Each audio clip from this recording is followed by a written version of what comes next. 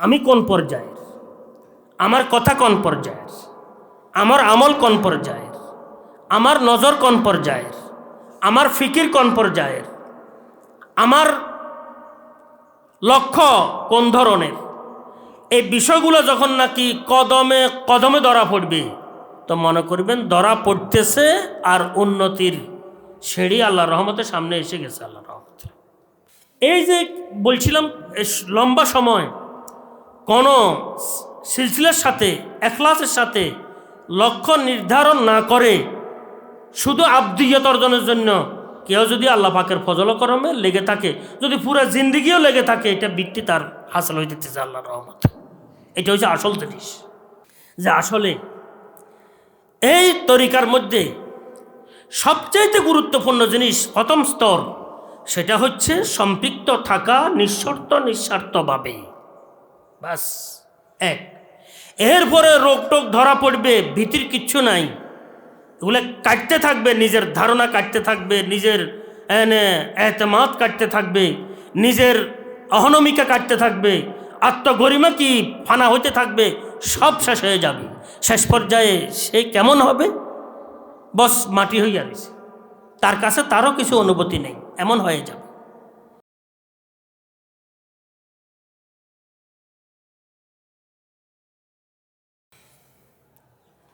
আবদিয়ত অর্জনের জন্য কিছু ব্যবস্থাপত্র আলোচনা হয়ে আসছে।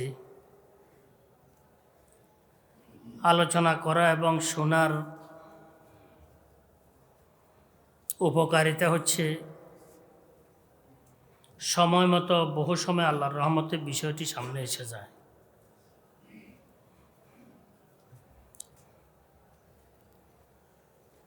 সময় মতো বিষয়টি সামনে আসাটা, নিজের রোগ নির্ণয় করতে পারাটা, এটা আল্লাহ পাকের বিশেষ মেহেরবানি।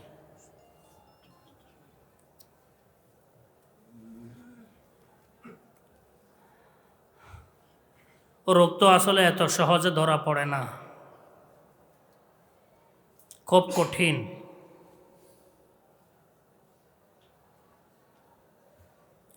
রোগগুলার মধ্যে সবচাইতে মারাত্মক রোগ হচ্ছে কিবির, আনানিয়ত, যেটা সাধারণত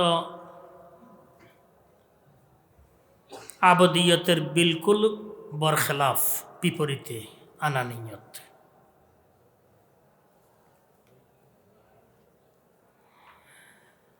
আনানিয়ত থেকে নিষ্কৃতি পাওয়াটা, এটা তো কঠিন বিষয়, এত সহজ বিষয় নয়।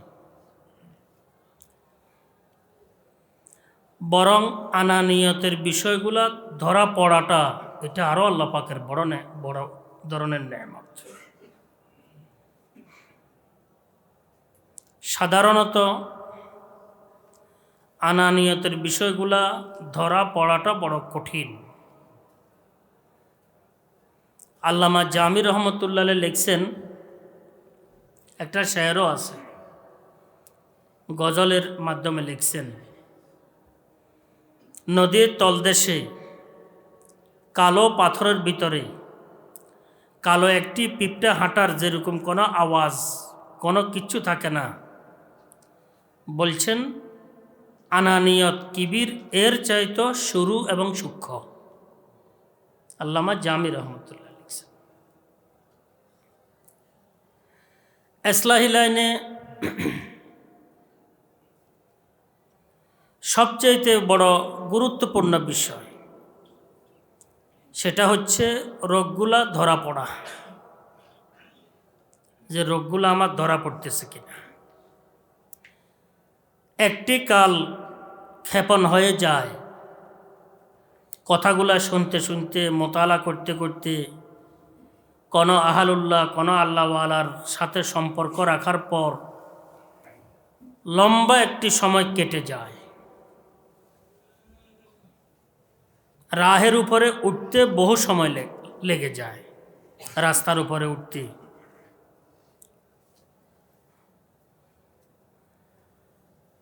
রাস্তার উপরে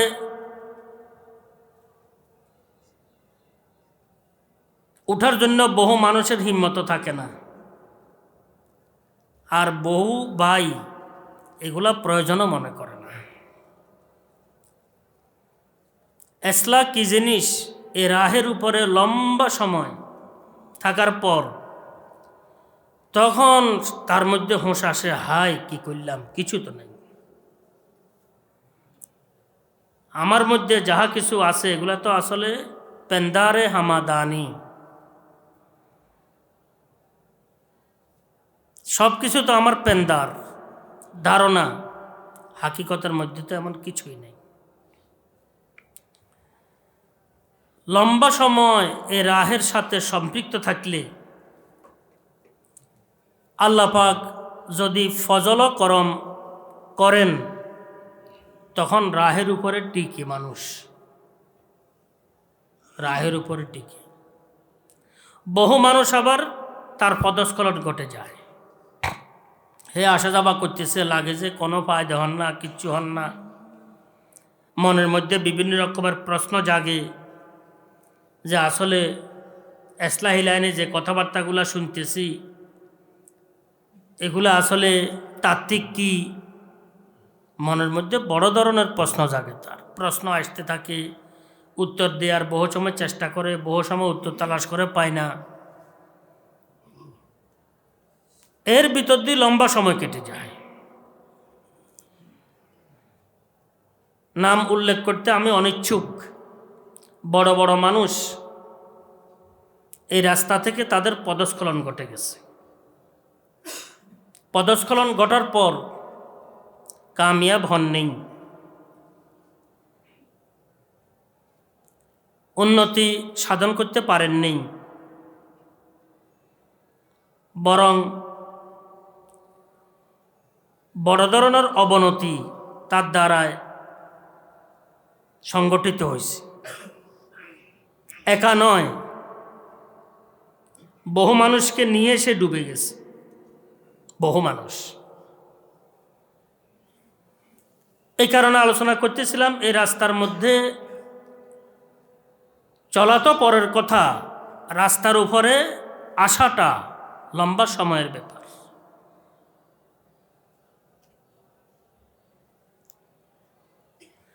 রাস্তার উপরে আসার পর লম্বা সময় কাটার পর তখন রোগগুলো ধরা পড়ার বিষয়টি শুরু হয়ে যায়, রোগ ধরা তখন পড়তে থাকে। জালের মধ্যে এত জলদি বিষয়গুলো আসে না, কিন্তু মহাসাবার জাল সে নিয়মিত কি বসাইতেছে, জাল মারতেছে, বইতেছে, কিন্তু জালের তলে পড়ে না। আল্লাহ পাকে যদি মেহরবানি করেন রোগ ধরা পড়া শুরু হয়েছে, মনে করবেন রোগ ধরা পড়া শুরু হইলে তখন মনে করবেন যে উন্নতির সিঁড়ি সামনে এসে গেছে। রোগ ধরা পড়তেছে না,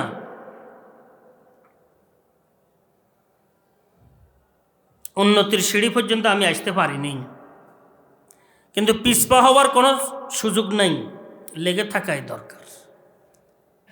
এই রাস্তার কামিয়াবি হচ্ছে রাস্তার সাথে লেগে থাকা, এটা হচ্ছে কামিয়াবি।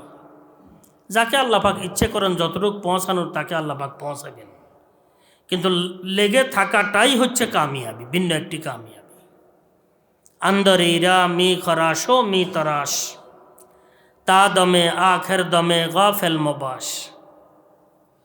এই রাস্তার মধ্যে লেগে থাকা, খরাশিদন আর তরাশিদন করা, হামাগুড়ি দিতে থাকা, এটা হচ্ছে এই রাস্তার মূল পুঁজি। দমে আখের পর্যন্ত কোনো নিঃশ্বাস যেন স্থিরতার না ফেলি। কিন্তু এই রাস্তার মধুর সন্ধান পেতে সময় লাগে, এত সহজ নয়। আমরা হয়তো মনে করি আসলে আমি কোনো মেহনত করতে যেন না হয়, বস আমার এসলা যেন হয়ে যায়, আমার জন্য বেশি মেহনত করতে না হয়, যেন আমার তরক্কি উন্নতি হইতে থাকে। কোন কোন সালাসিলের মধ্যে সবকের নম্বরও আছে। আমার এখন 20 সবক চলে, 40 সবক পর্যন্ত চলে, তখন হজরতে এজাজত দিবেন। কিন্তু এই রাস্তায় এমন কোনো নির্ধারিত আপন আপন বিষয়গুলো থাকে বিভিন্ন জায়গার মধ্যে, কিন্তু সমষ্টিগত আহালুল্লাহ আউলিয়া আল্লাদের যে তরিকার, এখানে এই ধরনের সবকের নম্বর পাওয়া যায় না। এখানে হচ্ছে গুরুত্বপূর্ণ বিষয় হচ্ছে রোগগুলো ধরা পড়ে কিনা। রোগগুলো ধরা পড়লে বাস, তখন তার হাতে মনে করবে আমি সিঁড়ির কাছাকাছি চলে এসেছি। শারীরিক একজন রুগী, দেহর রুগী, প্রথমে ডাক্তাররা রোগ নির্ণয় করে। রোগ নির্ণয় করতে করতে বহু সময়, বহু রুগীর সময় লেগে যায়, বহু টাকা খরচ হয়ে যায়। আমরা লালপুরের হজরত রহমতুল্লাহ আলাইহি, আল্লাহ পাক দারাজাত বুলন্দ করেন, হজরত বলছেন আমার মধ্যে কোনো রোগে ডাক্তার ধরতে পারতেছে না, অথচ কিন্তু আমি অসুস্থ।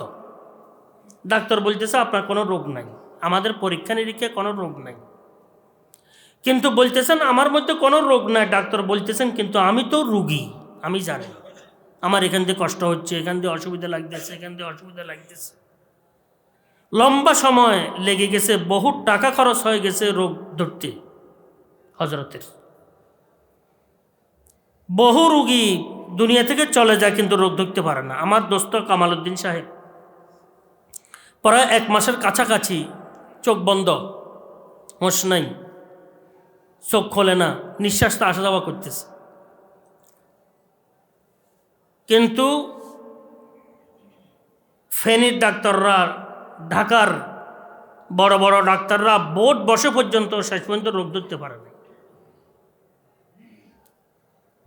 রোগ ধরার মতো সুরত পায় নাই। রোগ ধরা না পড়াটা এটা ভালো লক্ষণ নয়, কিন্তু এটা কিন্তু রোগ মারাত্মক হওয়ার লক্ষণ। শেষ পর্যন্ত বলছে ব্রেনের উপরে লাগে যে এই কি রক্তক্ষরণ হয়েছে। এরপরে বলছেন মনে হয় টিউমার, সেখানে পাকি, সেটা গলে গেছে। ডাক্তাররা এগুলো আশঙ্কা করতেছে, কিন্তু সঠিক রোগ কোনো কি ধরা পড়ে নাই। আমি আপনাদের খেদমতে অনুরোধ করতেছিলাম যে এই ধরনের রুগী বহু আছে, রোগ ধরা পড়ে না। আমি গত কয়েক বছর পূর্বে মজলিসপুর এক মাহফিলে গেছি। তো মাহফিলের মধ্যে মাদ্রাসার মোহতাম সাহেব বলতেছেন গত বছর যিনি সভাপতিত্ব করছেন, সবার আসন অলঙ্কৃত করছেন, উনি এখন অসুস্থ, হাসপাতালে। আমি এভাবে বসছি, বয়ানের পূর্বে এলান করতেছেন সভাপতি সাহেব 1,10,00,000 পর্যন্ত টাকা খরচ হয়ে গেছে, কিন্তু 10 পয়সারও ফায়দা পান নাই। 1,10,00,000। আল্লাহ আমাদেরকে হেফাজত করে। আল্লাহ পাকের কি শুকর আদায়, শুকর আদায় করার মতো কিছু নেই। বলছে 1,10,00,000 খরচ হয়ে গেছে, এখন পর্যন্ত 10 পয়সারও কোনো কি উপকার হয় নেই। তা আপনাদের কাছে দোয়া চেয়েছেন সভাপতি, জীবদ্দশা থাকলে আল্লাহ পাক পূর্ণ সেহত আবিয়ত রাখেন, দুনিয়া থেকে চলে গেলে আল্লাহ পাক উচ্চ মকাম দান করেন বেহেশতের। দোয়া করতে থাকি, মাদার সাথে সম্পৃক্ত ছিলেন মাশাআল্লাহ। তো বলতেছিলাম রোগ ধরা পড়া পর্যন্ত এটা দ্বিতীয় একটি কি প্রথম স্তর। এটা একটা হচ্ছে এই রাস্তার মধ্যে থাকাটা, উঠাটা, রাস্তার মধ্যে উঠে জমে থাকাটা। দৃষ্টান্ত দিলে হয়তো আপনারা বুঝবেন, আমার চাইতে বুঝ ব্যবস্থা আপনাদের আলহামদুলিল্লাহ কম না। বহু ভাই তবলিগে গিয়ে কব চিল্লা টিল্লা লাগাইছে, জানি তবলিগের মধ্যে কী আছে, কিছু নেই, আছে না এরকম। তবলিগে গিয়ে তবলিগ থেকে ফিরে গেছে, কই গেছি তবলিগের মধ্যে কী আছে আমার জানা আছে, তবলিগের মধ্যে এমন কিছু নেই। বাস আর কিছু না কই এটারে উড়ে দিছে শেষ। ওনার কিন্তু আসলে ফয়দা হয় নাই, তবলিগের দ্বারা ক্ষতি হয়েছে। এভাবে কওমি মাদ্রাসারও দিনী প্রতিষ্ঠানগুলোরও বহু অপদার্থ আছে। পড়ালেখা করি শেষ পর্যন্ত আরে কি আছে আমার জানা আছে, কিচ্ছু নেই এখানে দিনী প্রতিষ্ঠান, কারণ সে তার উপকার হয় নাই। তো এই কারণে সবচেয়ে বড় বিষয় হচ্ছে জমে থাকা, আকীদতের সাথে, এতেকাদের সাথে, এতেমাদের সাথে আল্লাহ পাকের রহমতের আশাবাদী হয়। জমে থাকাটা এটা হচ্ছে সবচাইতে গুরুত্বপূর্ণ বিষয়। বহু মানুষের তো খেয়াল দেয়া না এদিকে নাইয়ে। কিয়ামতের পূর্বে জাহেরি সাজ সজ্জা বেড়ে যাবে।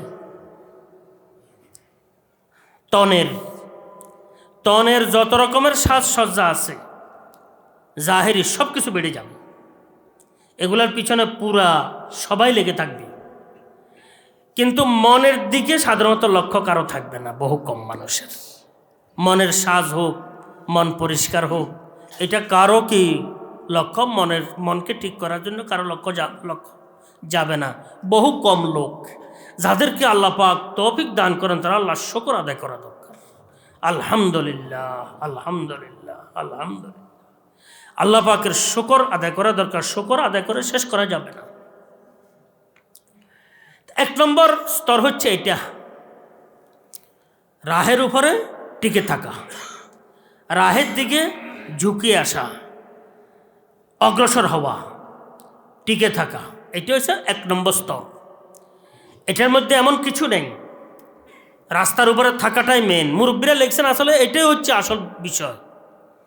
উন্নতি অগ্রগতির চিন্তা ভাবনা না করাটাই হচ্ছে কি আসল। কারণ উন্নতি অর্জন করার জন্য, উন্নতি সাধন করার জন্য যোগ্যতা আমার কাছে কিচ্ছু নেই।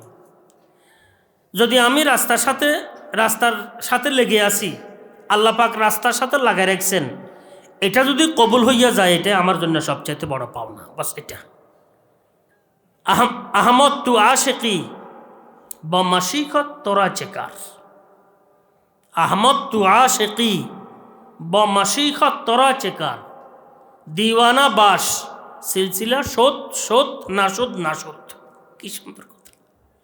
নিজেকে বলতেছেন আহমদ তু আশিকি বা মাসিকত তোরা চেকার। আহমদ তুই তো আশিকের রাস্তা আসছ, যে রাস্তায় তুমি উঠছ সেটা এশকের রাস্তা, শেখ বনার রাস্তা নয়। এটার সাথে তোমার কোনো সারকার নাই, কোনো তোমার যোগ্যতা নাই। দিওয়ানা বাস, দিওয়ানা হইয়া থাকো এই রাস্তার মধ্যে, লেগে থাকো, আল্লাহ পাকের রহমতের আশাবাদী হইতে থাকো, কাজ নিয়মিত করতে থাকো, মনে চাক মনে না চাক, ভালো লাগুক ভালো না লাগুক, কোনো চিন্তা নাই, কাজের সাথে লেগে থাকো। সিলসিলা শোধ শোধ নাশোধ নাশোধ। তুমি শেখ হতে পারলে ফাইল্লা, না পারলে কোনো সমস্যা না। ওদিকে তোমার কোনো যেন কি আকাঙ্ক্ষায় না থাকে, আরজুয়ে না থাকে, দৃষ্টিয়ে না থাকে। বরং মুরব্বীরা লিখছেন যে ব্যক্তি সিলসিলার মধ্যে আসার পর সে লক্ষ্য ঠিক করে বসে থাকে, তার তরক্কি হয় না। এটাই সবচেয়ে বড় বাধা। যে একটা লক্ষ্যকে নিয়ে কি চিন্তা করে সে, এটা সবচেয়ে বড় বাধা। এই ব্যক্তির আর উন্নতি হবে না। এখানে কোনো লক্ষ্যই নাই, এখানে লক্ষ্যকে কোরবান করার জায়গা। এটা লক্ষ্যের কোনো রাস্তায় নাই এখানে।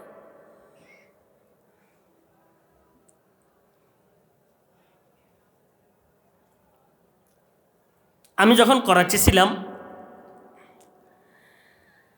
শেষ পর্যায়ে আমাদের বাংলাদেশি এক শেখজাদা আসছেন। শেখজাদা মানে পীরজাদা, উত্তরবঙ্গের। আগে থেকে আমার পরিচিতি আছে। যাই বলতেছেন আমি তো বাংলাদেশে চলে যাব। এখন চিন্তা করলাম নামি দামি মানুষ কোন, তো আমি নাম টাম চিন্তা করি, দেখলাম যে মুফতি রশিদ আহমদ লুধিয়ানবী বড় নামি, ওনার নাম সুনাম বোধ বেশি এসলাহি লাইনে। এখন তো আমি বাংলাদেশে যাই, আমার আব্বার গাদ্দির মধ্যে আমাকে বসতে হবে। এখন আমি যদি হজরতের সাথে যদি সম্পর্কটা আমার করাই দেন এবং হজরতে যদি আমার খেলাফতটা দিয়ে দে তো আমি কাজ করতে আমার কি হবে, সুবিধা হবে। এখন আমি কি বলব? আমি বললাম যে আমি হজরতের সাথে আলোচনা করি, তারপরে আমি আপনাকে বলবো। আমি তো জানি হজরতের বাহিত করাইতেন না, 1 বৎসর ন, পুরা জিন্দিগিতে তারে বাহিত করাইতেন না, এটা আমার জানা আছে। তো হজরতের সাথে আমি সামান্য লিখে দিছি, যেহেতু আমি ওয়াদা করছি তারা, আমি হজরত থেকে বললাম যে এক বড় ভাই এই আসছেন, হজরত এই সামান্য আলোচনা করে গেছেন, তো আমি হজরতের সাথে পরামর্শ করে তাকে জানাবো বলছি, এই কারণে হজরতের কাছে আমি পাচ্চা লিখলাম, আমার এই বেয়াদবির মাহাজারাত করি এর আমি। এটা হজরত ওয়াদা পূরণ হিসাবে আমি হজরতের কাছে লিখছি। আমি তো জানি হজরতের অবস্থা। হজরত বলছি वो दारुल इफ्ता के करीब भी ना आए, ताहयात हुए दारुल इफ्ता के करीब भी ना आए, उसका कह देना। হ্যাঁ, পুরা জিন্দগি যেন দারুল ইফতার কাছেও নয়, জানা আছে। তো আমি তাহলে এভাবে বলি নাই, বললি যে আসলে হজরতের সিলসিলার এটা নিজাম নাই, হজরতের এখানে বায়াত হইতেও বহু সময় লাগে। আমি থাকতেও এক বড় আলেম প্রায় 7 বৎসর কাটতেছে বায়াত করার নাই হজরত, 7 বৎসর আসা যাওয়া করতেছে, সিডিপত্র দিতেছে, হজরতে বায়াত করার নেই। হজরতের ভিন্ন একটা নিজাম আছে। তো এই কারণে বলতেছিলাম, মুরব্বীরা লিখছেন যে এই সিলসিলার মধ্যে কোনো একটি বিষয়কে লক্ষ্য ঠিক করাকে এটা সবচেয়ে বড় পাথরই বাধা। এই বাধা এড়ানো যায় না, এর কিচ্ছু হাসিল হবে না।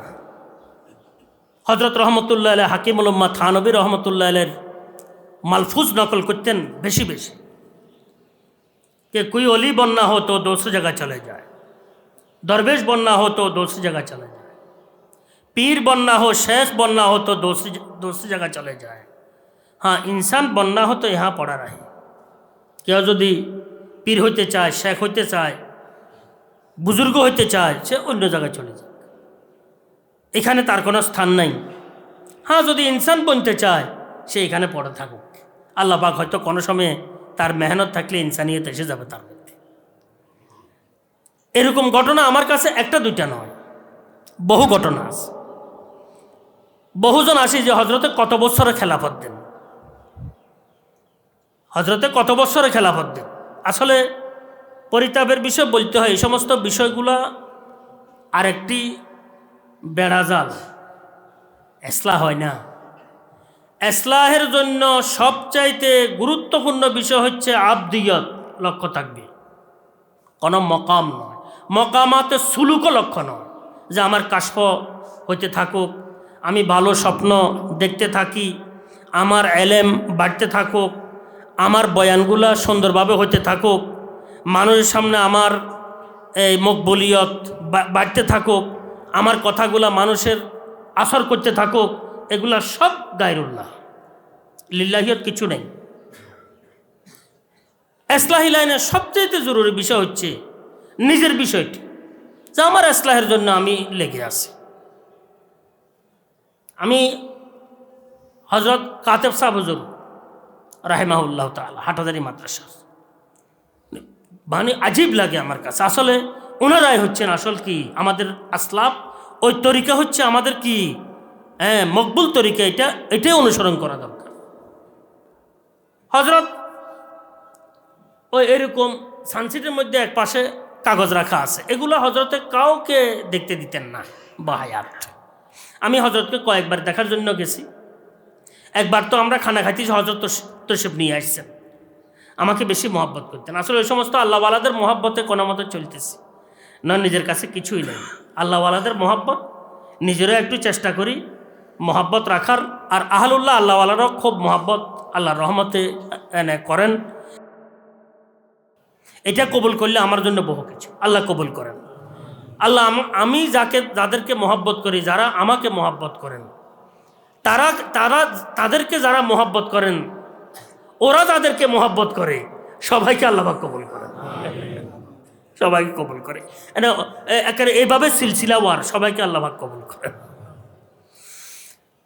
হযরত রহমতুল্লাহ একবার এখানেও আসছেন, কাতেব শাহ হুজুর রাহিমাহুল্লাহ তাআলা। তো ওই পাশে দিয়ে কিছু কাগজ রাখে দিয়েছেন।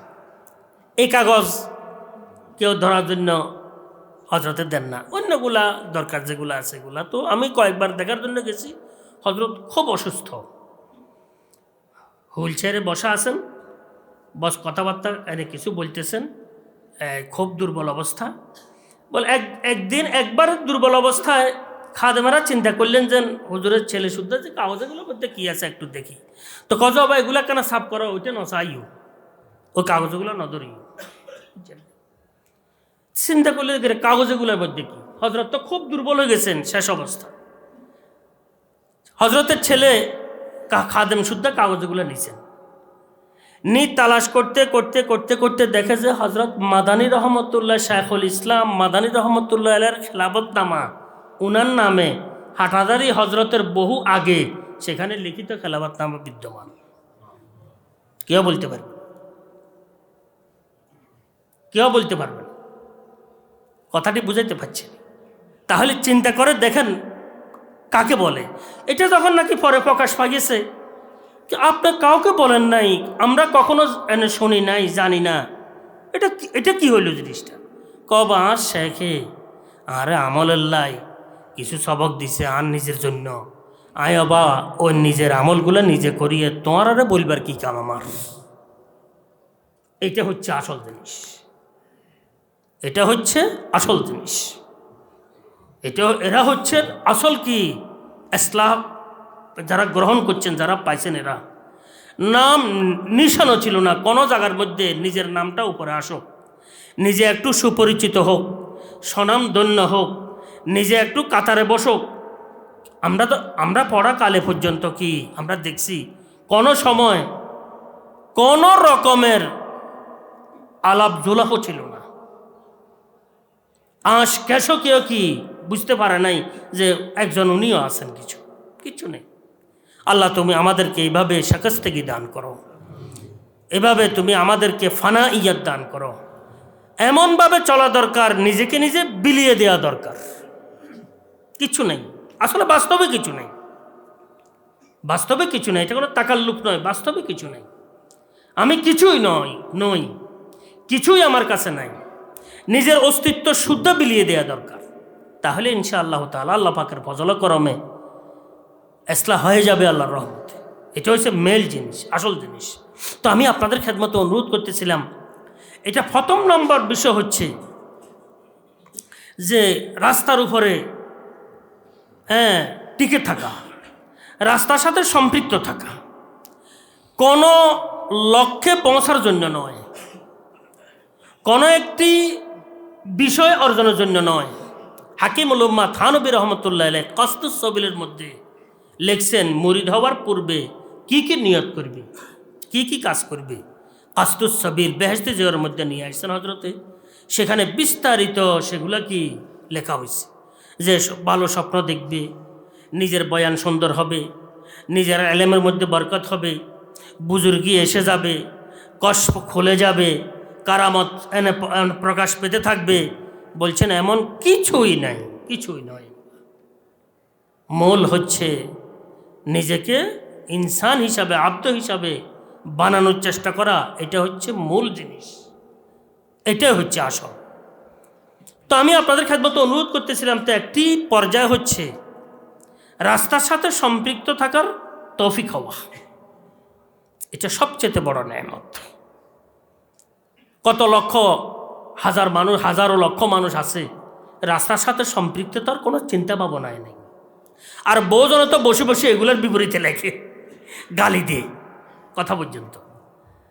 আল্লাহ আমাদেরকে হেফাজত করেন, বুঝ ব্যবস্থা দান করেন কথা পর্যন্ত। এই কথাটি লক্ষ্য রাখা দরকার। ইসলাহি বিষয়গুলা ছাড়া আজ পর্যন্ত মকবুলিয়তের পর্যায়ে পৌঁছাটা বড় কঠিন লেখা হয়েছে। আল্লাহ পাক যাকে ইচ্ছে করেন কবুল করবেন, অসুবিধা নাই। স্বয়ং ইমামে আজম আবু হানিফা রহমতুল্লাহ আলাইহি 2 বছর ছিলেন জাফর সাদেক রাহিমাহুল্লাহ তাআলার কি সেখানে আর বলতেন বারবার লাউলা সানাতান লাহালাকান নমান। হাটাজারি হজরত একবার ফেনীর মহাসম্মেলনের মধ্যে আলোচনা করছেন, লাউলা সানাতান লাহালাকান নমান, 2 বছর যদি আমি শেখের সোহবতে না থাকতাম, জাফরে সাদেক, আমি হালাক হয়ে যেতাম। তো বলার উদ্দেশ্য হচ্ছে আসলে 1 নম্বর হচ্ছে সম্পৃক্ততা।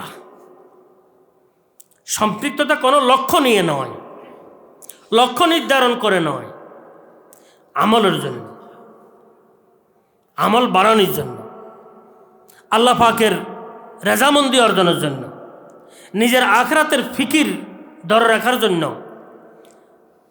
গুনাহগুলা ছাড়ার জন্য লেগে থাকা, এটা হচ্ছে আসল জিনিস।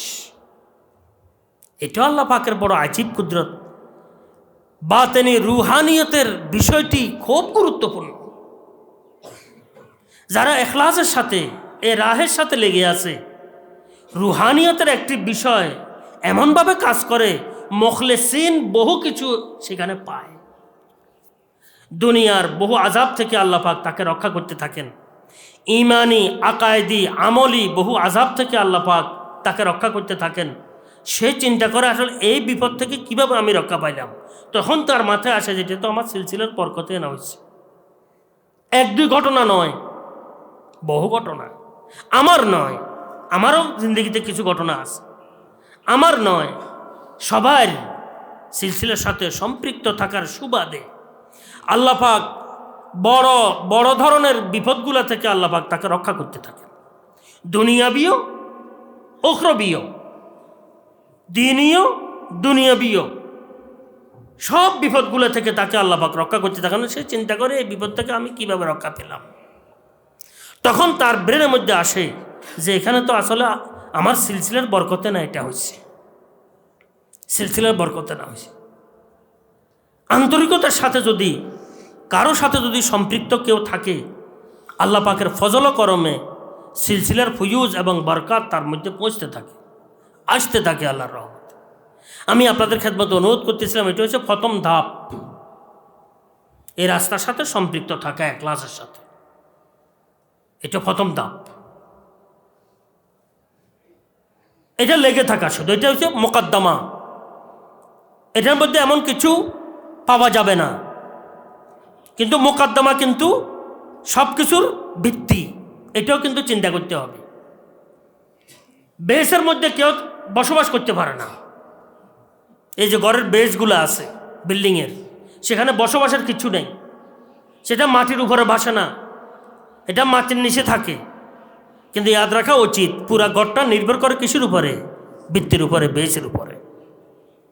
এই যে বলছিলাম, লম্বা সময় কোনো সিলসিলার সাথে, ইখলাসের সাথে লক্ষ্য নির্ধারণ না করে শুধু আব্দিয়ত অর্জনের জন্য কেউ যদি আল্লাহ পাকের ফজল করমে লেগে থাকে, যদি পুরো জিন্দিগিও লেগে থাকে, এটা বৃত্তি তার হাসিল হয়ে যেতেছে আল্লাহর রহমত। এটা হচ্ছে আসল জিনিস, এটা বুনিয়াদ, এটা বৃত্তি। এরপরে দ্বিতীয় স্তর সামনে এসে যায়, রোগ ধরার। এত সহজ নয়। কারো কারো পুরো জিন্দিগি বৃত্তির মধ্যে চলে যায়, কিন্তু কামিয়াবি নিশ্চিত। আল্লাহ পাকের রাজামন্দি না আমার কি অর্জন করার উদ্দেশ্য, আখিরাতের কামিয়াবি না আমার অর্জন করার উদ্দেশ্য। আমার তো কোনো অন্য কিছু কি লক্ষ্য নাই। এই রাস্তার মধ্যে লা ইউযিউ আজরাল মুহসিনিন, মুহসিনিনদের, মুখলিসিনদের আজরকে আল্লাহ পাক বাতিল করেন না। পুরা জিন্দিগি যদি একবারও ভালো স্বপ্ন না হয়, পুরা জিন্দিগি যদি একবারও কি কোনো সুস্বপ্ন না হয়, কোনো কারামত, কোনো কাশফ তার থেকে সাদের না হয়, পুরো জিন্দিগি দুনিয়া থেকে চলে গেছেন, কিন্তু এই ভিত্তির উসিলে আল্লাহ পাক তাকে বহু মকাম, উচ্চ মকাম দান করবে। বরং মুরব্বীরা লিখছেন, আওয়ারেজাতের তরিকার যে আওয়ারেজগুলো আছে, খারেজি বিষয়গুলা, বলছেন এগুলা মোটামুটি বিপজ্জনক, এগুলা মোটামুটি বিপজ্জনক। সবাই এগুলাকে হজম করতে পারে না। বহু মানুষ সামান্য 2-1টা পাই, 2-1 ডোক খাই, পাগলের মতন নাচছে, লাভ কিছু হয়নি। আল্লাহ আমাদেরকে হেফাজত করেন। ঘটনা আছে আওয়ারেজের তরিক। এটা কিন্তু শেখ না থাকলে বড় বিপদের সম্মুখীন হইতে হয়। হাকিমুল উম্মাহ থানবী রহমতুল্লাহ লিখছেন, আর এগুলো তো সাধনা যোগীরা করে, যোগীরা ওইগুলো কি বহুত কিছু পায় অলৌকিক। একটা সাধনা করতে থাকলে সাধনার একটা ফল সামনে আসে, সেটা কুফল না সুফল সেটা পরের বিষয়, একটা ফল এসে যায়।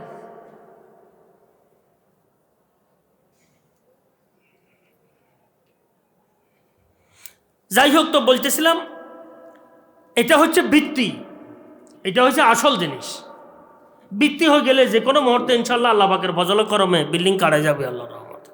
আমি পাইলে পাইলাম, না পাইলে না পরবর্তীতে, কিন্তু আল্লাহর রহমত ইহকালে নইলে পরকালে ইনশাল্লাহ এই বৃত্তির কি সোয়াব আপনার আমল নামার মধ্যে এসে যাবে আল্লাহর রহমত, পুরো বিল্ডিংয়ে সোয়াব এসে যাবে আল্লাহ পাকের ফজল করম। কিন্তু কোনো কিছু নির্ধারণ করা যাবে না।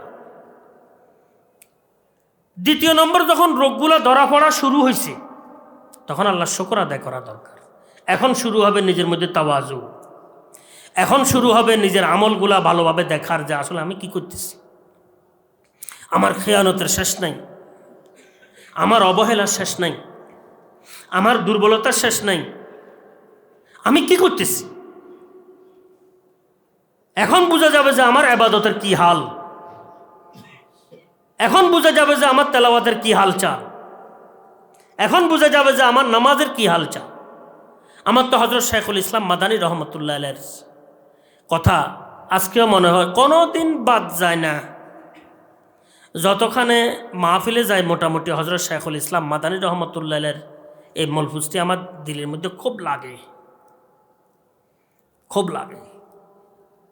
হযরত মাদানী রহমতুল্লাহ, শাইখুল ইসলাম হযরত মাদানী রহমতুল্লাহ আলাইহি খেদমতে কেউ যদি মুরিদ হওয়ার জন্য আসতো তো হযরতে বলতেন, ভাই আমারে ছাড়া তুমি আর কাউকে দেখো নাই, আমারে পাইছ, আমি তো কিচ্ছু না, তুমি আমার কাছে কেন আসছো ইসলাহের জন্য?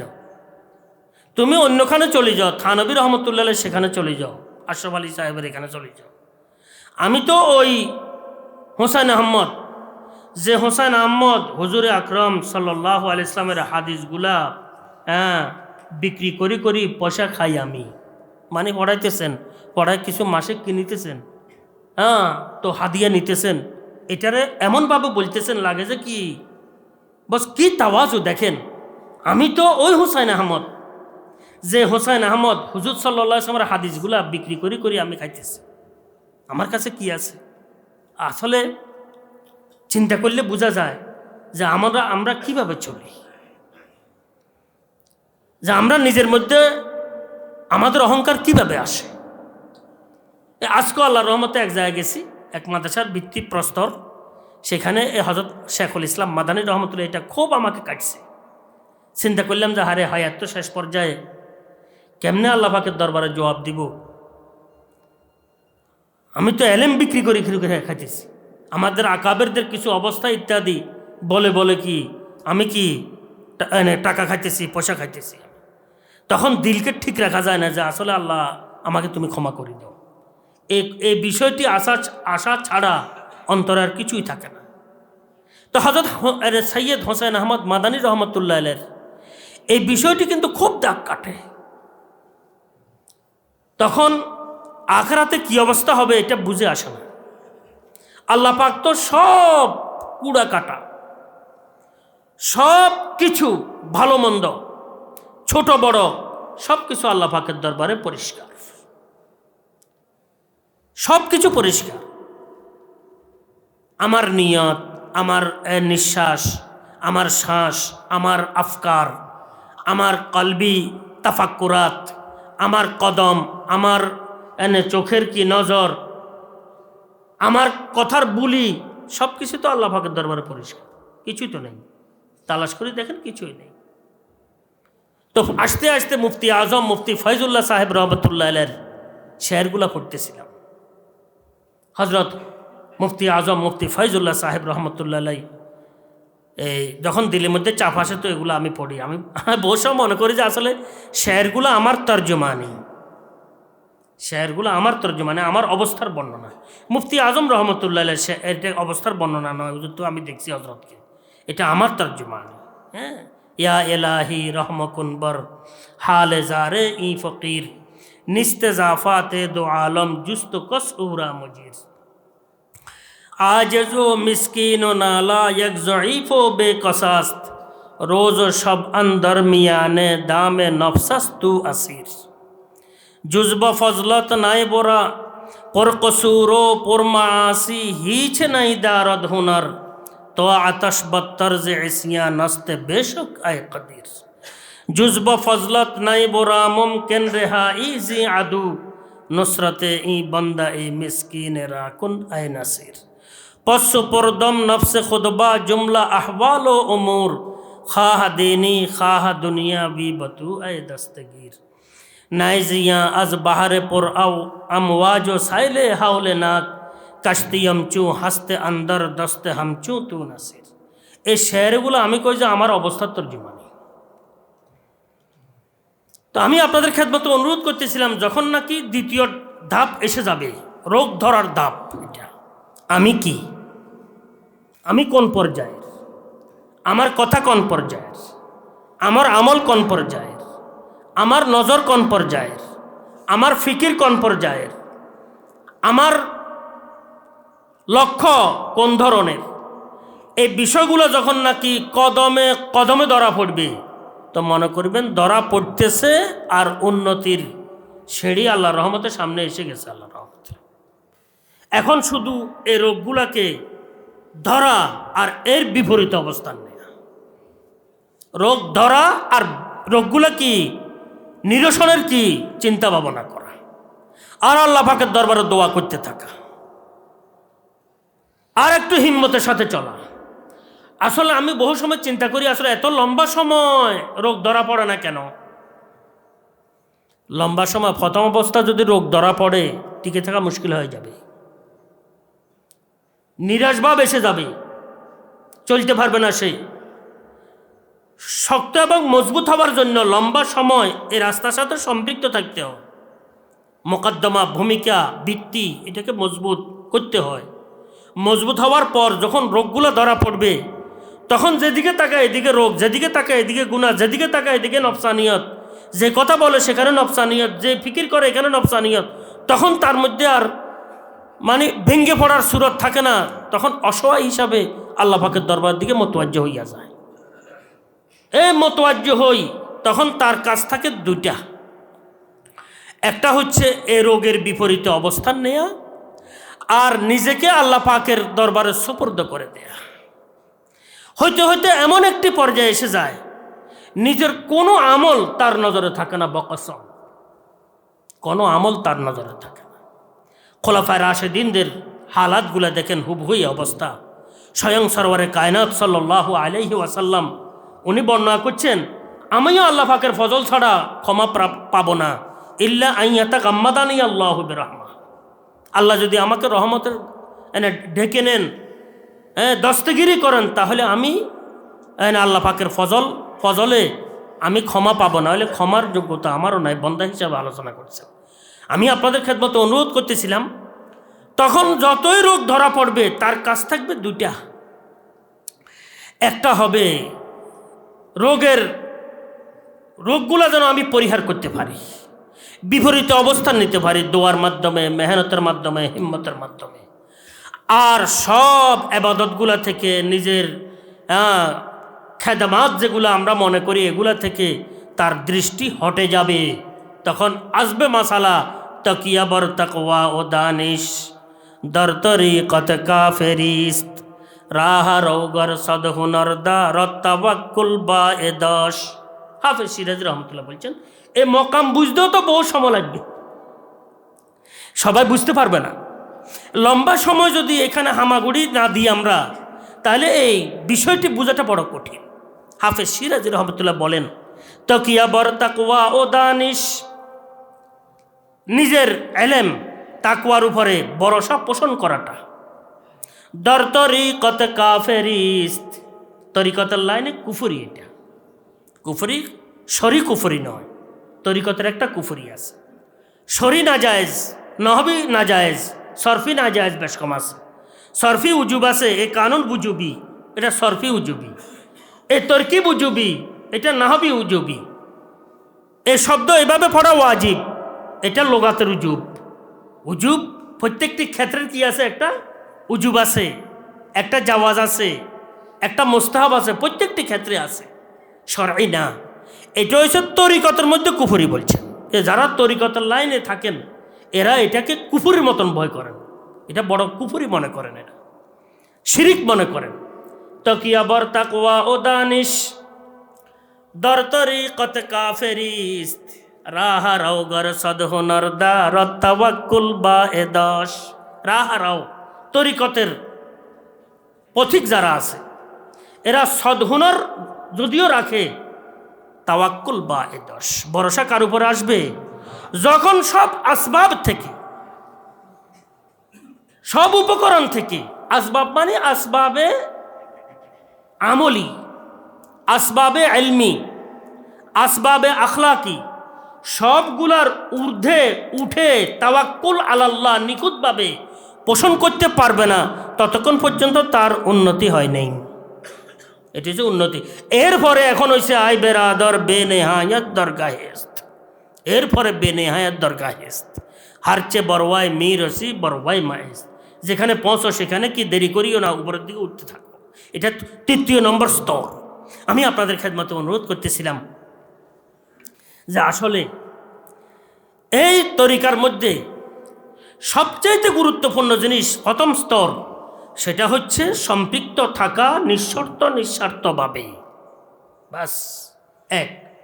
এরপরে রোগ টোগ ধরা পড়বে, ভীতির কিচ্ছু নাই, এগুলো কাটতে থাকবে, নিজের ধারণা কাটতে থাকবে, নিজের এতেমাদ কাটতে থাকবে, নিজের অহনমিকা কাটতে থাকবে, আত্মগরিমা কি ফানা হইতে থাকবে, সব শেষ হয়ে যাবে।